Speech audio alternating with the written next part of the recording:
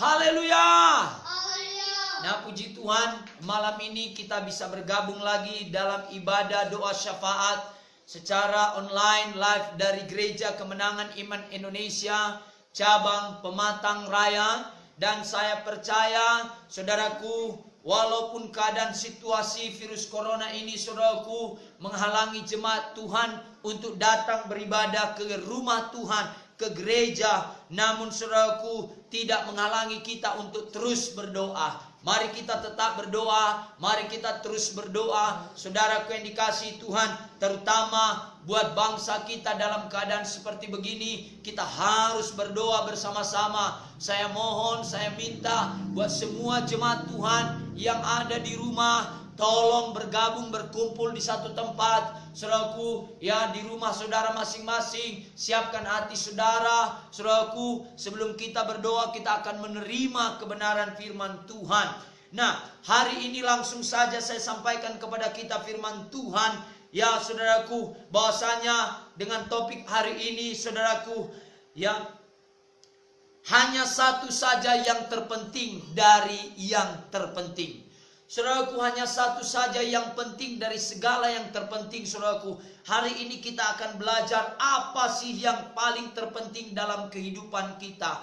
Di antara seluruh yang terpenting dalam kehidupan kita ini, apa saja yang paling penting? Saudaraku yang dikasihi Tuhan, sekali waktu Tuhan Yesus bertemu di rumah Marta dan Maria. Maria sibuk, saudaraku, ya, melayani, tetapi Marta sibuk melayani, tetapi Maria duduk di bawah kaki Tuhan Yesus, mendengar Tuhan Yesus. Akhirnya Marta mendekati Yesus dan berkata, "Suruhlah Maria membantu aku." Tuhan berkata, hanya satu saja yang perlu, yaitu duduk di bawah kaki Tuhan, bersekutu dengan Tuhan. Saudaraku, kita bisa buka ayat ini dalam Lukas, ya, dalam Lukas, saudaraku yang dikasihi Tuhan, Lukas 10, dalam Lukas 10, ayatnya, Lukas 10 ayat 40, ayat 40, sampai dengan ayatnya ke-42. Lukas 10 ayat 40 sampai dengan ayat 42. Kita tahu ceritanya ini dan sering sekali kita baca. Saudaraku, memang ceritanya singkat di sini, tetapi sangat besar berkat yang kita terima saat kita merenungkan firman Tuhan ini. Saudaraku yang dikasihi Tuhan, ini cerita tentang Maria dan Marta. Saudaraku, Marta dan Maria, mereka, saudaraku, ya, bersaudara. Dan saudaraku yang dikasihi Tuhan, saat itu Yesus datang ke rumah. Yesus datang ke rumah mereka. Dan saudaraku yang dikasihi Tuhan, dapati Marta sedang sibuk bekerja. Oh, dia langsung melihat Yesus datang dan dia sibuk bekerja. Dia mau menyambut Yesus. Yang dibuat Marta itu baik sekali, saudaraku. Memanglah harus demikian. Tetapi saudaraku, Maria, saudaraku, ya, memilih yang paling terbaik, yaitu dia duduk di bawah kaki Tuhan Yesus. Saat Yesus datang, dia duduk di bawah kaki Tuhan Yesus. Saya teringat ini cerita duduk di bawah kaki. Dulu saya pernah duduk di bawah kaki bapak saya waktu saya kecil, saudaraku. Sampai saya duduk di bawah kakinya, saya dengar dia bercerita. Lalu saya kusut-kusut kakinya, saudaraku, saya pijit-pijit kakinya, saudaraku yang dikasihi Tuhan. Dan dia berkata, nanti kalau saya sudah tertidur, saya kasih kamu uang, saudaraku. Ya, dan dia berkata demikian. Lalu dia cerita, saya pijit kakinya. Setelah ceritanya selesai, dia mulai muak dan mulai ngantuk. Tiba-tiba, saudaraku, dia tertidur. Lalu setelah dia tertidur dan ngorok, saya takut juga meminta uangnya. Ya, saudaraku yang dikasihi Tuhan, tetapi saya menunggu dia bangun. Nah, setelah dia bangun dari tidurnya, lalu saya bilang, "Ya, papi, mana janji papi tadi? Tadi ku kusut kaki papi. Mana janjinya?" Lalu dia memberikan berkatnya kepada saya. Nah, saudaraku yang dikasihi Tuhan, Maria memilih untuk duduk di bawah kaki Tuhan, mendengar suara Tuhan. Nah, inilah yang paling terpenting, saudaraku. Maria mengambil yang paling terpenting, saudaraku. Sedangkan saudaraku yang dikasihi Tuhan, ya, Marta sibuk dengan bekerja. Saudaraku, kadangkala ya kita disuruh pemerintah tinggal di rumah, tetapi kita hanya sibuk dengan mengurus segala macam yang ada di rumah. Tidak habis-habis pekerjaan di rumah. Banyak yang mau kita urus. Tetapi saudaraku, jangan sampai kita lupa bersekutu, beribadah kepada Tuhan. Katakan amin. Saudaraku yang dikasihi Tuhan, inilah yang terpenting. Saudaraku, setan mau mencuri, saudaraku, yang terpenting dalam kehidupan anak-anak Tuhan. Dengan saudaraku menyibukkan dia dengan segala pekerjaan, segala keadaan dan situasi. Itu sebabnya Maria duduk di bawah kaki Tuhan. Maria haus akan firman Tuhan. Maria rindu akan suara Tuhan. Ia memberikan, saudaraku yang dikasihi Tuhan, waktunya, ya, memberikan prioritas yang utama, ya, yaitu untuk mendengar firman Tuhan. Dan Tuhan berkata kepadanya, kepada Maria dan Marta, hanya satu saja yang perlu, yaitu duduk di bawah kaki Tuhan, mendengar suara Tuhan. Saudaraku yang dikasihi Tuhan, ya, mari kita duduk di bawah kaki Tuhan. Duduk di bawah kaki Tuhan artinya mendengar firman Tuhan. Duduk di bawah kaki Tuhan artinya, memberikan waktu yang terbaik kepada Tuhan, untuk mendengarkan suara Tuhan, untuk mendengarkan firman Tuhan, untuk merenungkan firman Tuhan, saudaraku.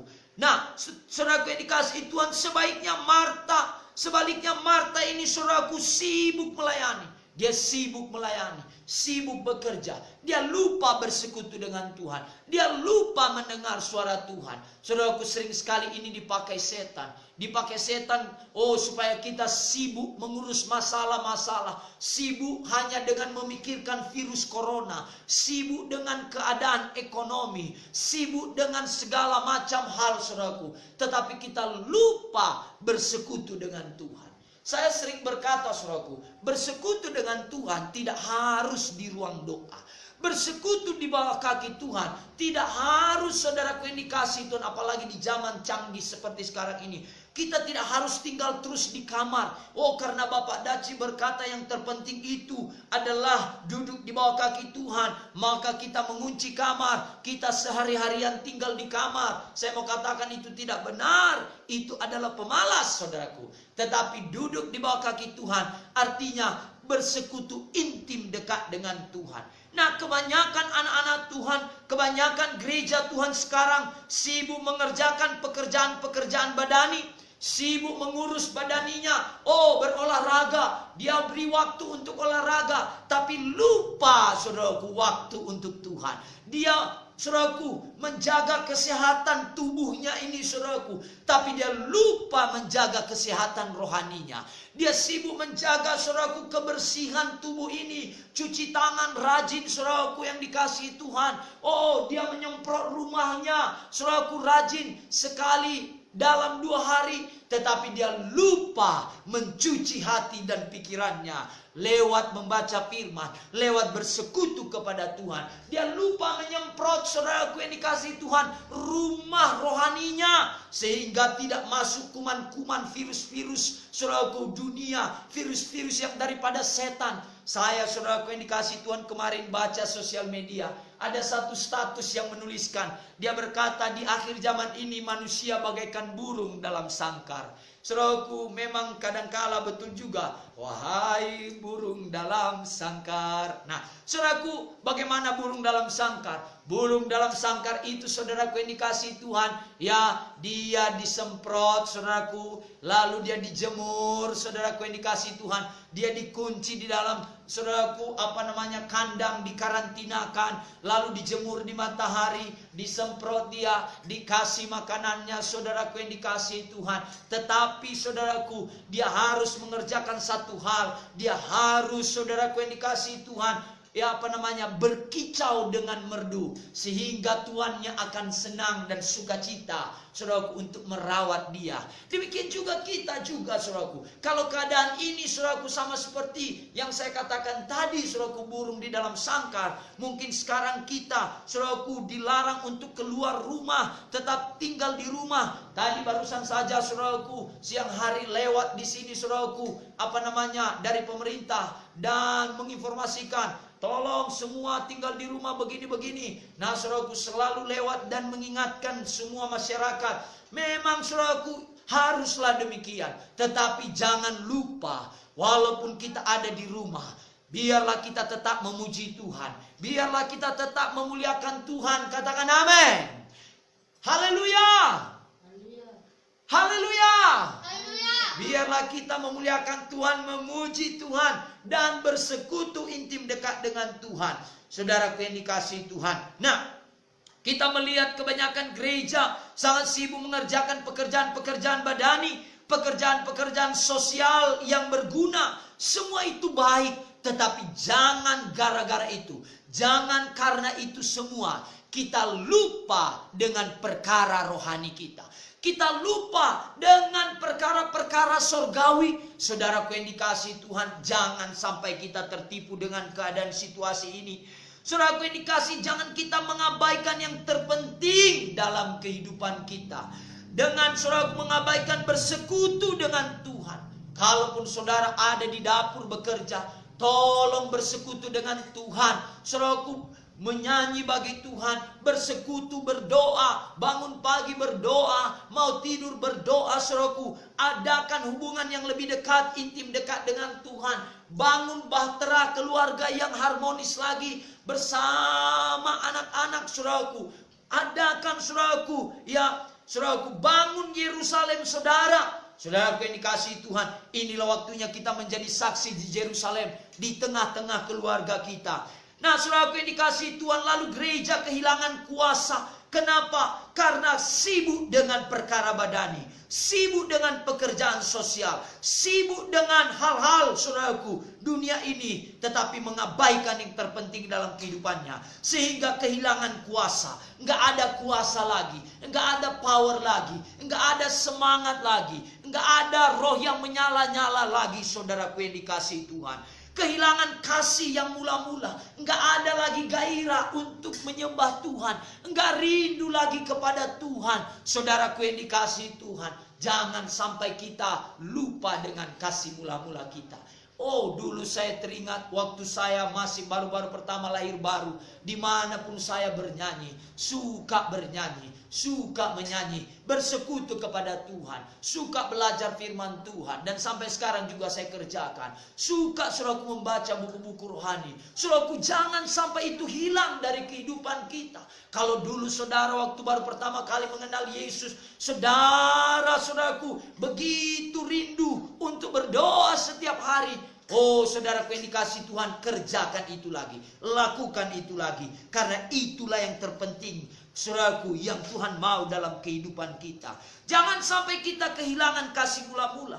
Sidang Efesus sibuk berjerih payah, bahkan sabar dalam penderitaan, sabar dalam kesusahan. Kita melihat, saudaraku, banyak orang berjerih payah, berkorban untuk membangun saudaraku, pembasmi, untuk membangun, saudaraku, kekuatan Indonesia supaya virus corona berhenti. Itu semua baik, tetapi jangan lupa kita harus tetap beribadah kepada Tuhan. Saudaraku, kita melihat sidang di Efesus, mereka sabar dalam penderitaan. Saudaraku, menderita, tetapi mereka dicela juga, saudaraku, oleh Tuhan Yesus. Mereka dicela Tuhan. Kenapa? Karena mereka meninggalkan kasih yang mula-mula.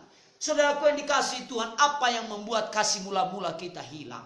Yaitu keadaan situasi. Apa yang membuat kasih mula-mula kita hilang? Yaitu, saudaraku yang dikasihi Tuhan, kesibukan-kesibukan, saudaraku, dunia ini, saudaraku. Itu membuat kasih kita, saudaraku, hilang, saudaraku. Apa yang membuat kasih kita hilang? Dikatakan dalam Roma 12. Apa itu Roma 12? Kita lihat. Dalam Roma 12. Ayatnya ya. Iya, Roma 12 ayat pertama dikatakan di sini, saya baca buat kita.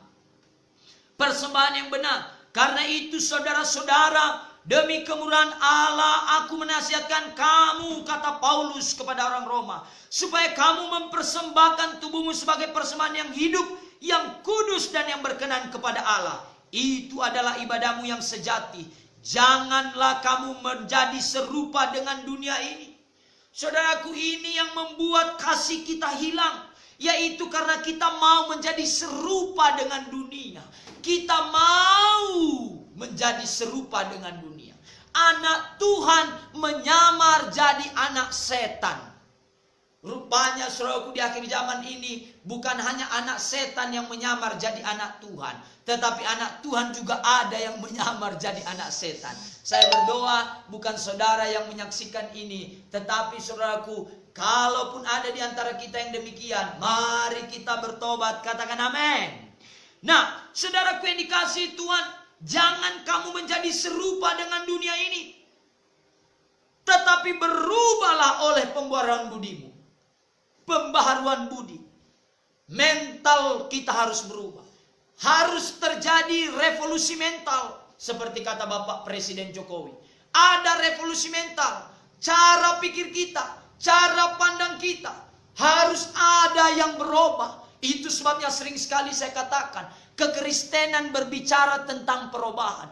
Kalau kita jadi orang Kristen, tidak berubah setiap hari, tidak ada perubahan dalam hidup kita, saya mau katakan, kita Kristen KTP, saudaraku. Nah, itu sebabnya, biarlah hari demi hari, kita semakin berubah, semakin serupa, segambar seperti Kristus. Nah, apalagi dikatakan, saudaraku, jadi yang membuat kasih kita hilang yaitu kalau kita mau menjadi serupa dengan dunia, sehingga kita tidak tahu membedakan mana kehendak Allah, apa yang baik, apa yang berkenan kepada Allah, dan apa yang sempurna. Kita tidak tahu. Saudaraku, sekali lagi, jangan kita mau ikut, ya, jangan mau kita ikut seperti dunia ini, ya. Biarlah kita bagaikan ikan di laut. Ikan di laut kalau ada kehidupan, walaupun dia di tengah laut, saat dia dipancing hidup-hidup, digoreng, kalau tidak diasinkan, dia tidak asin. Tetapi kalau ikan di laut sudah mati, 3 hari sudah mati, lalu kita ambil dari laut, lalu kita goreng, nggak kita kasih garam, pasti asin sekali. Kenapa? Karena tidak ada kehidupan. Itu sebabnya anak-anak Tuhan yang punya kehidupan dalam hidupnya, yang ada zoe dalam hidupnya, tidak akan menjadi serupa dengan dunia ini. Apa yang membuat kita tidak menjadi serupa dengan dunia ini? Yaitu saat ada kehidupan Kristus, saat ada kehidupan Tuhan dalam hidup kita, saat ada firman Tuhan dalam kehidupan kita, saat ada persekutuan yang intim dekat dengan Tuhan dalam kehidupan kita, maka kita tidak akan menjadi serupa dengan dunia ini. Saudaraku yang dikasihi Tuhan, Wahyu 2 ayat 2 sampai dengan 5. Wahyu 2, kita lihat ayat ini sedikit lagi. Wahyu 2 ayat 2 sampai dengan 5. Inilah cerita tadi tentang cerita di Efesus kepada jemaat di Efesus perikopnya. Ayat 2 saja. Aku tahu segala pekerjaanmu. Tuhan tahu semua pekerjaan kita. Oh, Tuhan tahu korban kita dalam mengikut Tuhan. Baik jeripayamu maupun ketekunanmu, aku tahu. Saat ini pun saudaraku, kalau saudara sungguh-sungguh beribadah di rumah mendengar firman ini, walaupun saya tidak melihat dari sini, kalau saudara sungguh-sungguh, saya mau katakan Tuhan tahu saudara sungguh-sungguh atau tidak. Walaupun kita dipisahkan oleh jarak, jemaat Tuhan tidak ada di gereja ini sekarang, tetapi saya mau katakan Tuhan tahu semuanya, saudaraku. Dan dikatakan di sini, saudaraku, aku tahu bahwa engkau tidak sabar terhadap orang-orang yang jahat, bahwa engkau telah mencobai mereka yang menyebut dirinya rasul, tetapi yang sebenarnya tidak demikian. Bahwa engkau telah mendapati mereka pendusta, dikatakan. Ayat 3. Dan engkau tetap sabar dan menderita oleh karena namaku, dan engkau tidak mengenal lelah. Oh, mungkin kita jadi orang Kristen yang tidak kenal lelah, tetap bekerja buat Tuhan, tetap bekerja buat Tuhan. Namun Tuhan berkata di sini ayat 4, namun demikian aku mencela engkau karena engkau telah meninggalkan kasihmu yang semula. Ayat 5, sebab itu ingatlah betapa dalamnya engkau telah jatuh. Bertobatlah dan lakukanlah lagi apa yang semula engkau lakukan. Jika tidak demikian, aku akan datang kepadamu dan aku akan mengambil kaki dianmu dari tempatnya jika engkau tidak bertobat. Saudaraku, Tuhan mau kita bertobat.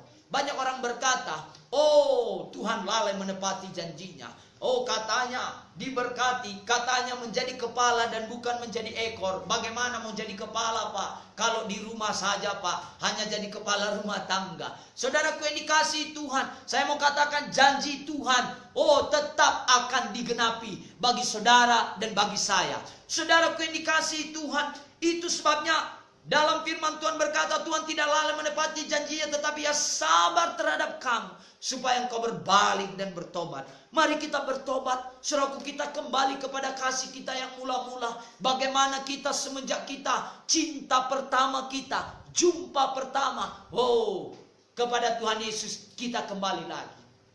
Ya, bagaimana kesan pertama kita waktu kita jumpa Yesus? Mari kita kerjakan lagi demikian. Mari kita lebih menyala lagi, saudaraku. Jangan karena keadaan virus corona ini, jangan karena keadaan situasi ini membuat kasih kita menjadi dingin. Saudaraku yang dikasihi Tuhan, dan memang pasti ada itu di akhir zaman ini. Tetapi harapan dan doa saya, bukan saudara, bukan saya, dan bukan kita semua. Nah, saudaraku yang dikasihi Tuhan, ya, dan Tuhan berkata, mereka telah jatuh dan diminta Tuhan bertobat dan melakukan pekerjaan yang mula-mula.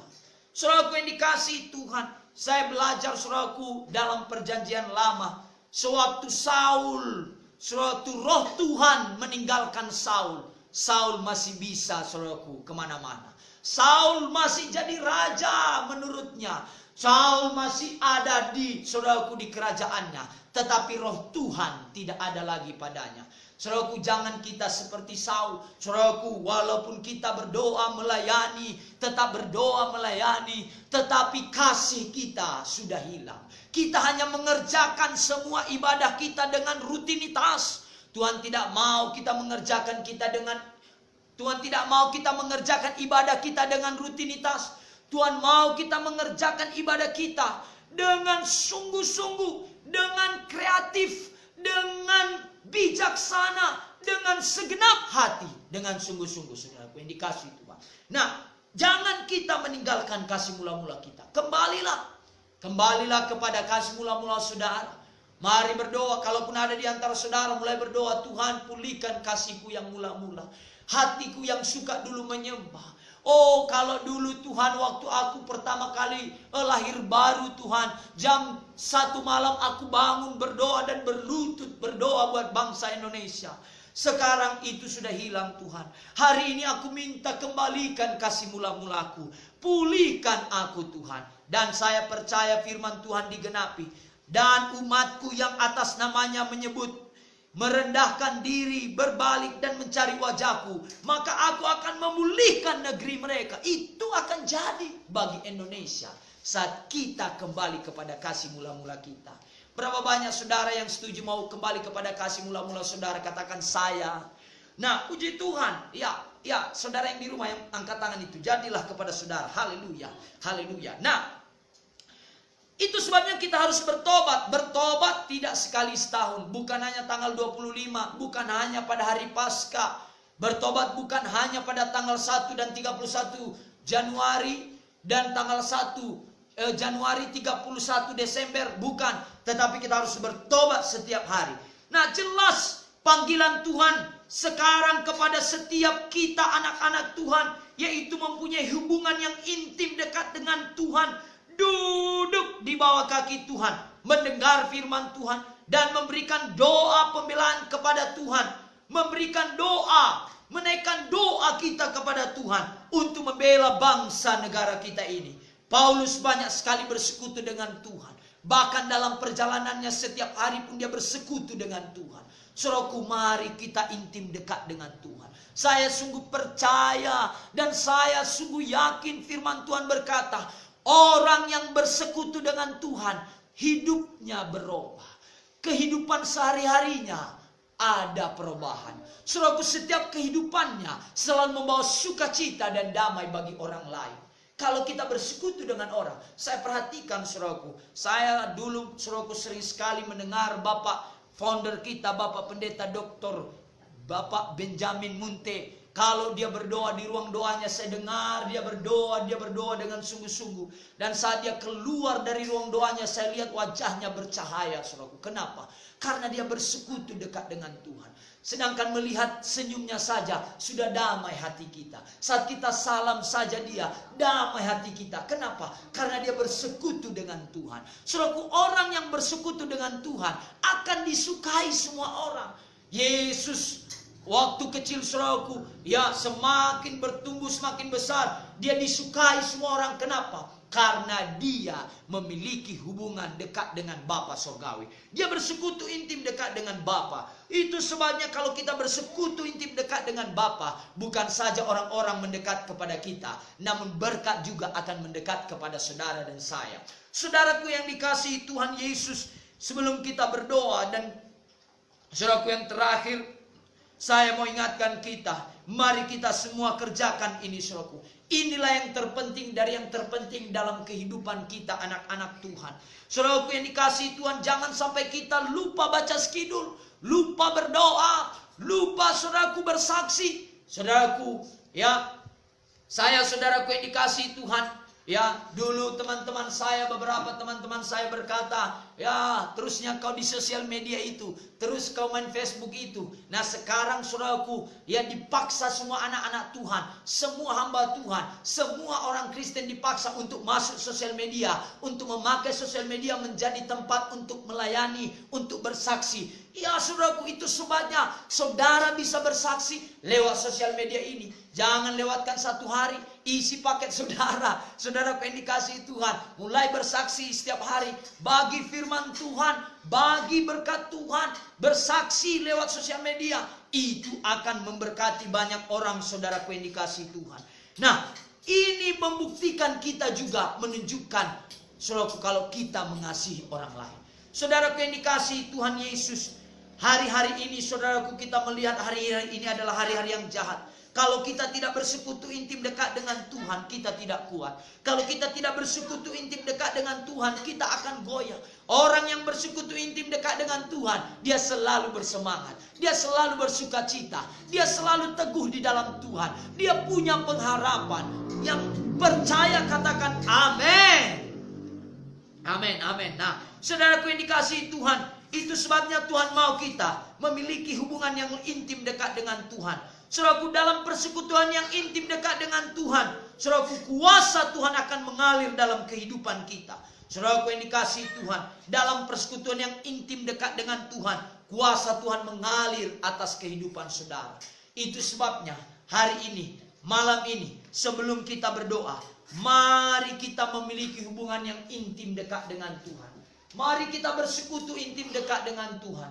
Mari kita menikmati kasih Tuhan, menikmati kuasa Tuhan, menikmati saudaraku hadirat Tuhan saudaraku. Tidak hanya sekadar topik doa, tidak sekadar hanya berdoa, tetapi kita benar-benar menikmati kuasa Tuhan. Kita bisa merasakan jamahan Tuhan. Saudaraku yang dikasihi Tuhan.